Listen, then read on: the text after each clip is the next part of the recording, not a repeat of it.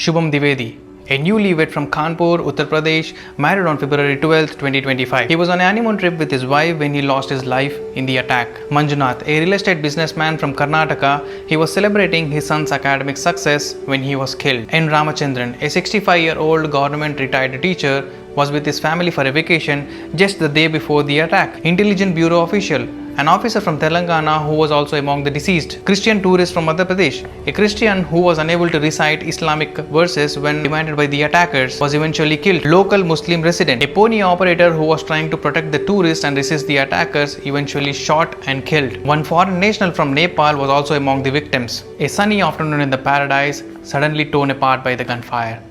Families who came for peace never made it back.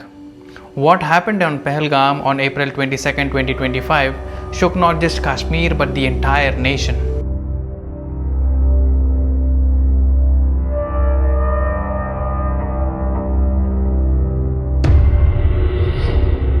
Pahalgam, a place that feels like a dream. Snowy mountains, green valleys, clear rivers, thousands of people visit every year to experience this beauty.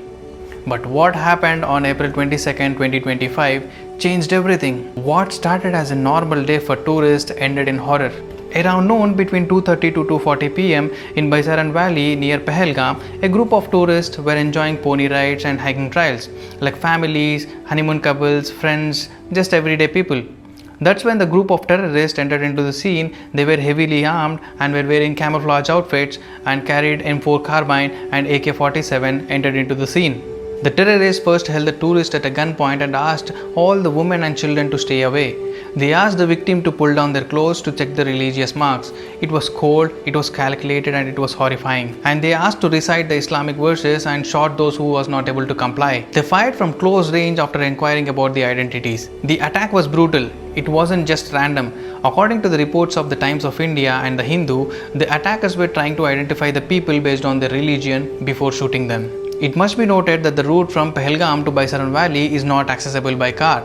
The route passes through a tricky terrain with streams, muddy stretches and forest.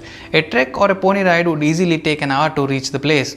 As a result, the help could reach Baisaran Valley only after 3 pm. In total, 26 lives were lost. Innocent life wiped out in minutes.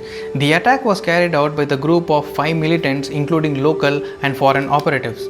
Among them, Adil Hussain Thakur was a resident of Anantnag district in Jammu and Kashmir. Thakur has reportedly received terrorist training in Pakistan and was also involved in previous attacks targeting non-Kashmiri civilians. The other two identified attackers were Pakistani nationals.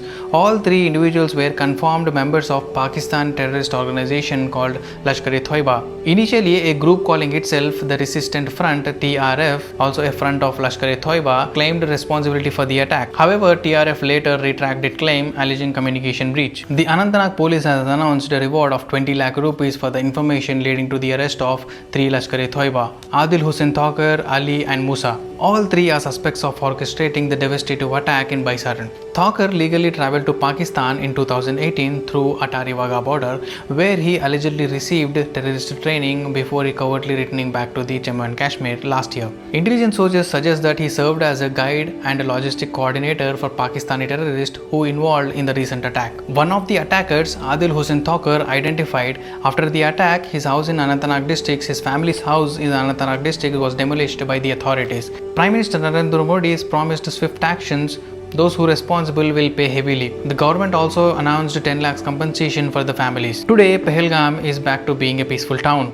But for the families, time has frozen since that day. The hills, the rivers, the forest, they all witnessed something they should never have seen. And that's why it is important to remember not just what happened, but who it happened to.